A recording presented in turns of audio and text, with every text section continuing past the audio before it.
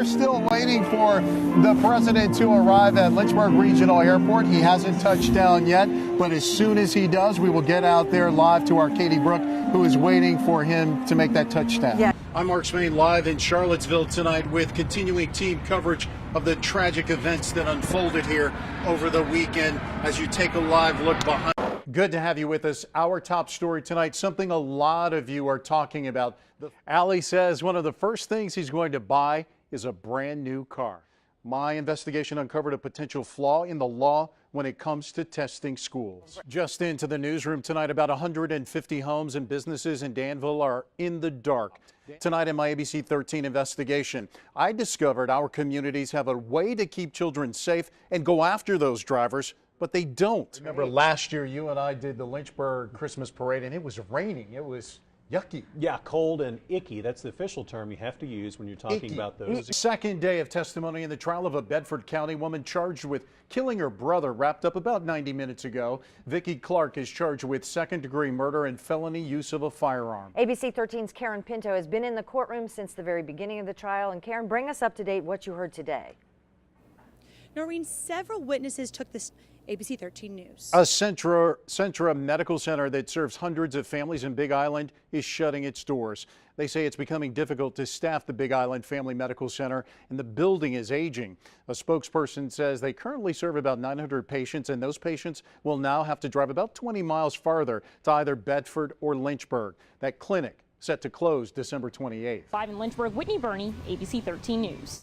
Weeks after the election, a close race in Pittsylvania County could still have a different outcome. Ben Farmer defeated Barbara Hancock for the Gretna-Callan supervisor seat, but she filed for a recount. ABC 13's Kelsey Metzger spoke to both candidates today about where this all stands. She joins us live tonight. Kelsey. Mark, both of them. Coming up, brand new home. A live look at our ABC 13 Home for Christmas project. All right, I'll be out there tomorrow. We need your help to light up the heart of Virginia. If you know of a house with awesome outdoor Christmas light displays, send us some video. We'll highlight some of them every night at 6 and 11 between December 1st and 24th. Remember, send us at least 30 seconds of video through Facebook or Burst. The holidays can be a very tough time of year if you or your loved ones is dealing with a chronic illness. But there's something you can do to help, and that's tonight's health check.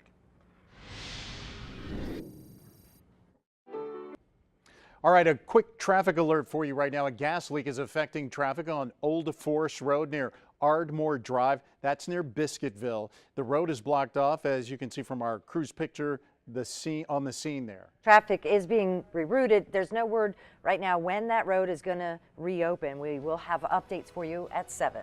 We're cool and dry tomorrow, then we'll have rain chances late Thursday night, Friday morning. All right, George and I will see you back here tonight at 7. Good night. Let's head out right now to Mark Spain live. He is one of the moderators for tonight's debate. Mark?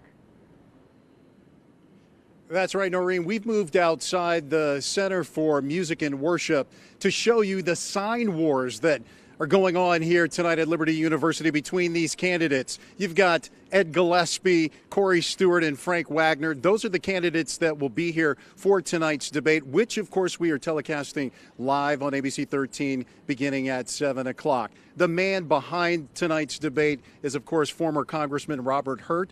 This is your baby. Why is it important to do something like this? And this debate is going to be a part of that. All right. Thank you so much. Appreciate it. Again, we're televising this debate tonight at 7 on ABC 13. Coming up at 6 o'clock, we're going to speak live with Jerry Falwell Jr. about what tonight's event means to him, this university, and the community. Reporting not live now at Liberty University, Mark Spain. Let's go back to you. But tonight, Vic is at River Ridge Mall, and that's where we also find ABC 13's Mark Spain joining us live. Mark? That's right, guys. Michael Vick will be here at B&C Sports from 6 until 8 signing autographs. Take a look at the line that's forming outside this place. You know, when we got here today about 4:30, there was only one person at the front of the line, and that person drove all the way here from D.C. Take a look. They sold about 300 tickets. By the looks of things, this will be a sellout. Of course, Michael Vick comes to the area with some baggage. Remember, 10 years ago, he pled guilty for his role in a dogfighting ring and served a year and a half in federal prison. But that hasn't stopped dozens of his fans from coming out tonight for this event. Here are two of them, Kevin and Josh. And Kevin, you drove all the way from the Jacksonville, Florida area just to be here. Why does it mean so much to be here, and what do you think about all the press that's been made of his dog fighting conviction? Team, go Eagles. It's an awesome opportunity. So. Okay, he should be here very shortly. Again, he's supposed to be here from 6 to 8. And remember, there were thousands of people who signed petitions to keep Vick from the Sports Hall of Fame, but the school stands by its decision. Reporting live at the River Ridge Mall, Mark Spain, ABC 13 News. Back to you.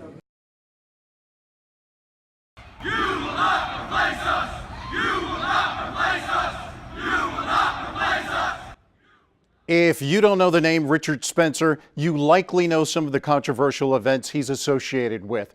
Whether it's marching into Charlottesville with tiki torch-bearing followers or lending his support to a rally that ended in violence and death, Spencer is a polarizing figure. Now, since he works in Virginia and believes in the freedom of speech like we do, I reached out to him for an interview. He said yes. In my exclusive interview, I found a man dedicated to his cause who wants everyone to know he's not going away anytime soon. You've seen the images and heard the chants. White Lives Matter! Witnessed the protest. These violent scenes from Charlottesville have been shown around the world. Nazi scum! Get away! The man orchestrating some of those controversial events works out of a second-floor apartment in Alexandria, Virginia. The movement that you are so much a part of is using Robert E. Lee as a catalyst to do what? Well, Robert E. Lee is a symbol for the alt-right. Richard Spencer is the face of the alt-right, a group that supports nationalism. I am not a Southern nationalist. I'm an identitarian, and that means that I identify with white people, not just in the South, but around the country, really around the world. As president of the National Policy Institute, a white nationalist group, Spencer uses the debate raging across America over Confederate statues and monuments to help grow the cause. We are some of the only ones who are willing to stand up for them in a vigorous, forthright manner. And that's why we've been able to own the issue. Spencer went to the University of Virginia. It's why he chose Charlottesville as a battleground over heritage. When the city announced it wanted to remove a statue of Confederate General Robert E. Lee from a downtown park, Spencer sensed an opportunity, not only to fight to keep it up, but advance this idea. Be who you are! The ethno-state would be a home for all white people. So this is it's a state that's kind of ancient in its way, but it's also totally new. So it would be a new type of political order. In August, white supremacists, white nationalists, and neo-Nazis gathered in Charlottesville for the Unite the Right rally. Angry counter-protesters showed up too. This event would be different. Violence erupted. A driver plowed into the crowd. A number of people lay injured. One died. Richard Spencer was there. He says the police and Charlottesville Mayor Mike Signer created the disorder by shutting the event down. By pushing out all of the peaceful people, Mike Signer and the police and the governor generated chaos. So they're at fault. Yes. For what happened. They're at fault for the violence and for the death of Heather Heyer? They are ultimately to blame. No culpability on the right, from the alt-right. Absolutely not. I mean, I'm not going to say something that isn't true just because that might make people feel better. Spencer promises to continue pushing his white rights vision at college campuses where alt-right recruitment efforts are on the rise. We are stronger than you, and you'll know it. He promises to lead more torchlight rallies. He will do whatever he can to advance his cause, he says, because the First Amendment allows him to, regardless of the damage left behind. I am at the center of the free speech debate precisely because I'm a heretic to the order. Well, the officials in Charlottesville disagree with Spencer's assessment of who's to blame. And you might be wondering what it was like for me as a minority journalist to interview him. Well, I found him to be friendly, knowledgeable, and his views on race completely opposite from my own. Look, my parents raised me to see the world differently, and I do. There was only one race, the human race. The First Amendment and freedom of speech guides what my colleagues and I do on a daily basis. Without it, we run the risk of driving people with different, even scary views underground. We hope you agree. You can watch my entire interview with Spencer at WSET.com. It happens every single day. A school bus stops to let kids on and off. Suddenly, a car comes flying by when it should have stopped. Tonight in my ABC 13 investigation, I discovered our communities have a way to keep children safe and go after those drivers, but they don't. I wanted to know why. This is video of a Lynchburg school bus. It's the first time the public has seen it. Watch and listen. Oh my God, oh my God, oh my God. Oh, just rear-ended me and hit the light pole. The bus stopped to let children on. For whatever reason, the driver never stopped. He later died from his injuries. Fortunately, no children were hurt. All right, I need a rescue squad, quick. But it's something every parent with a child riding a bus fears. The speed limit here is 35. We have a lot of people who go 45 to 50. We have both chased people down and gotten license plates numbers. School bus drivers see lawbreakers all the time. You know, I've had motorists run my lights before. Yeah, but not. What do you do?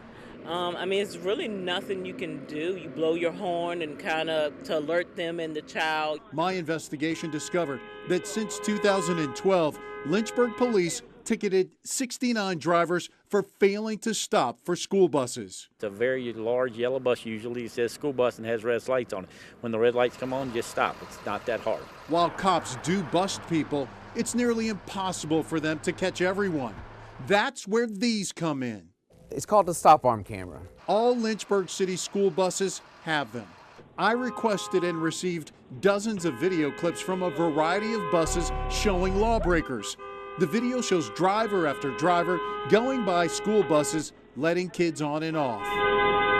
Traveling on a school bus is still the safest way to transport students to and from school. I also spent 3 days on the streets of Lynchburg. Each day I watched people, including buses, passing a stop school bus with its flashing lights on and stop arm out. When vehicles pass like that, they run into the danger of hitting one of our students. So we take that very seriously. Other districts use cameras too.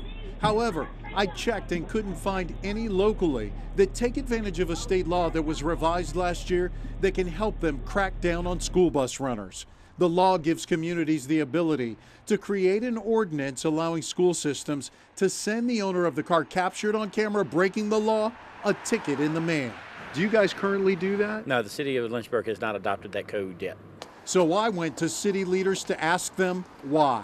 Here's my response to that. As a community, it might be something that we need to look at. So what is it going to take? Is it going to take a child being seriously hurt or possibly killed before someone says, boy, we should have done this?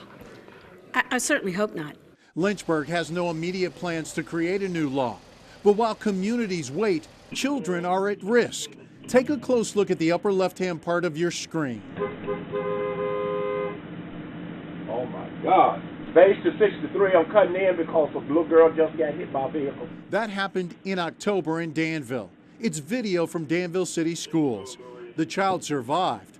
Everyone talks about keeping kids safe, and communities have a law to help keep them safer, but only if leaders choose to use it. We have a couple of the drivers have T-shirts and sweatshirts that say it's big, it's yellow, it's red, lights flashing. What don't you see? Creating a law that allows school districts to cite drivers is really only the first step. The school districts I spoke with, including Roanoke and Danville, told me they haven't figured out the best way to put a system into place to mail those tickets. And some school districts need to outfit all their buses with cameras. They say it would take extra bodies from police departments or another agency, and the costs really are not known. As far as punishment, school bus runners face a $250 fine or greater and have 6 points added to their driving records. Really?